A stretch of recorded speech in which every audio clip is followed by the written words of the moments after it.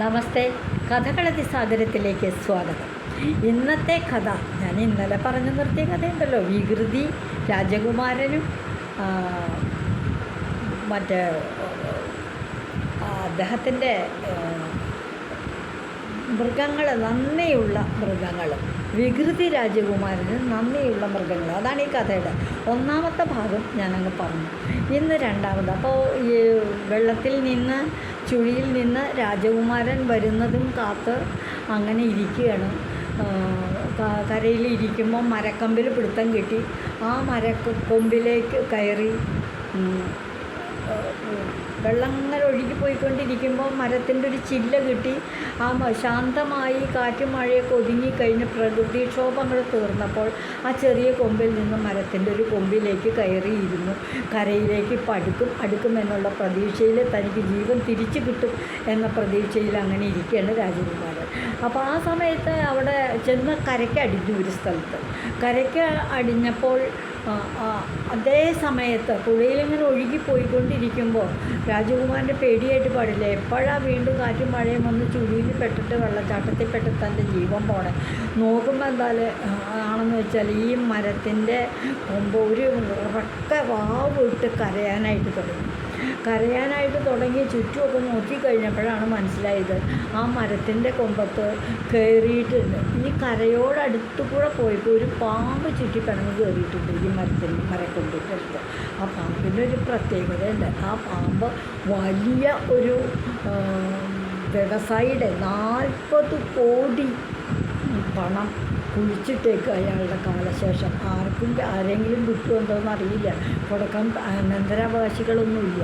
അപ്പോൾ ഒരു സ്ഥലത്ത് കുഴിച്ചിട്ട് പിന്നീട് അധികം താമസിയാതെ അദ്ദേഹം മരിച്ചപ്പോൾ പുനർജന്മം കിട്ടിയതൊരു പാമ്പായിട്ട്.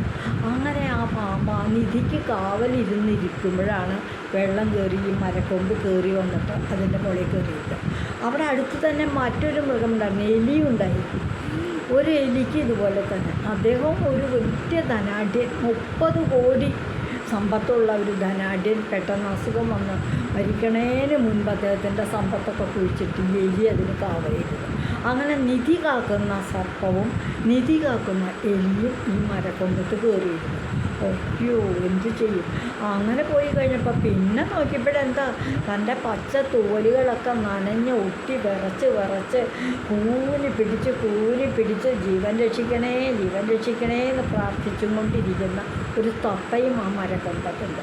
ഇവരിങ്ങനെ പോകുമ്പോൾ അവരവരുടേതായ ശബ്ദത്തിൽ എല്ലാവരും ശബ്ദം ഉണ്ടാക്കുന്നുണ്ട്, ആരെങ്കിലും ഒന്ന് തങ്ങളെ രക്ഷിക്കാൻ.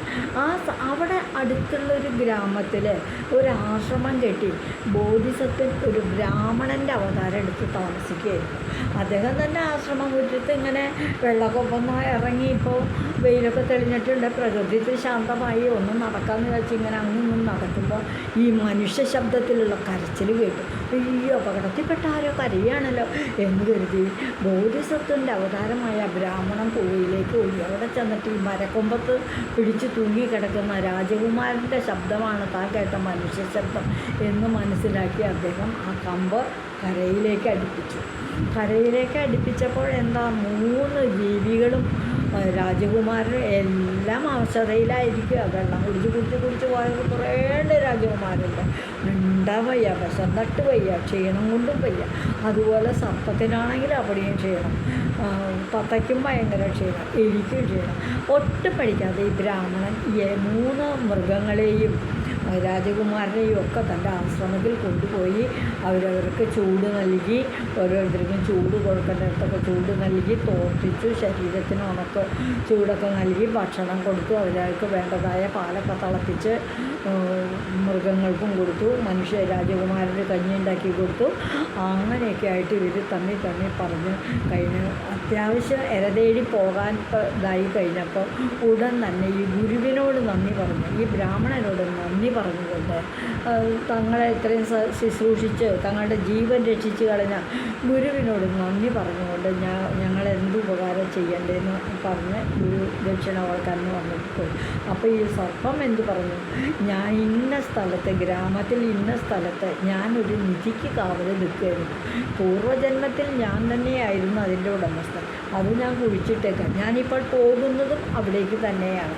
ഗുരുവേ, അങ്ങയുടെ ജീവിതത്തിൽ അങ്ങക്ക് എപ്പോഴെങ്കിലും ധനം ആവശ്യം വന്നാൽ, ആരെങ്കിലും സഹായിക്കാനോ അവനവൻ്റെ ആവശ്യത്തിന് വന്നാൽ ആ സ്ഥലത്ത് വന്നിട്ട് എന്നെ സർപ്പമേ എന്നൊന്ന് വിളിച്ചാൽ മതി, ഞാൻ വരാം, ഞാൻ നിധി കാണിച്ചു തരാം, അങ്ങ് ഇഷ്ടംപോലെ എടുത്തോളൂ എന്ന് പറഞ്ഞ് നന്ദിയും പറഞ്ഞ് ജീവൻ രക്ഷിച്ചതിന് നന്ദി പറഞ്ഞ് ആ മൃഗം പോയി, സർപ്പം പോയി. കുറച്ച് കഴിഞ്ഞപ്പോൾ ഇതേപോലെ തന്നെ എലി വന്നിട്ട് പറഞ്ഞു, ഞാനും ഇതുപോലെയൊക്കെ തന്നെയാണ് കേട്ടോ എന്ന് പറഞ്ഞു. യാത്രയും പറഞ്ഞ് എലിയും പോയി. തത്ത വന്നിട്ട് പറഞ്ഞു, അയ്യോ എൻ്റെ കയ്യിലാണെങ്കിൽ ജാതൊന്നുമില്ല, ഞാനൊന്നും സമ്പാദിച്ചിട്ടില്ല, എനിക്കൊരു സമ്പാദ്യമില്ല, എനിക്ക് എൻ്റെ പൂർവ്വജന്മം തൊട്ട് ഓർമ്മയില്ല. പക്ഷെ ഞാൻ അങ്ങേക്കൊരു വാക്ക് തരാം, എപ്പോഴെങ്കിലും അങ്ങേക്കോ അങ്ങയുടെ ഗ്രാമത്തിന് ഒരു ദാരിദ്ര്യം വന്നു കഴിഞ്ഞാൽ എല്ലാവരും തീറ്റി പോറ്റാനുള്ള ധാന്യം ഞാൻ കൊണ്ടുതരാം. എനിക്കൊരാൾക്ക് തന്നെ പറ്റില്ല. എൻ്റെ കൂട്ടുകാരായിട്ടുള്ള എല്ലാ തത്തകളും അങ്ങ് തത്തമേന്നൊന്ന് വിളിച്ചാൽ മതി, അപ്പോൾ തന്നെ ഞാനും എൻ്റെ കൂട്ടുകാരും ഓരോ ധാന്യ കതിരുകളും കൊത്തിപ്പിടിച്ച് അങ്ങയുടെ ആശ്രമം മുറ്റത്ത് കൊണ്ടുവച്ചോ, അങ്ങ് എവിടേക്ക് വിളിക്കണം അവിടെ കൊണ്ടുവരാം. അങ്ങേക്ക് അങ്ങയുടെ ഗ്രാമത്തെ മുഴുവനും തീറ്റിപ്പോറ്റാൻ ഞങ്ങൾക്ക് സാധിക്കും. അതുകൊണ്ട് ഞാനത് ചെയ്യാം, ആവശ്യമാകുമ്പോൾ വിളിച്ചോളൂ. വളരെ നന്ദി എൻ്റെ ജീവൻ രക്ഷിച്ചതിന് തത്തയും യാത്ര പറഞ്ഞു.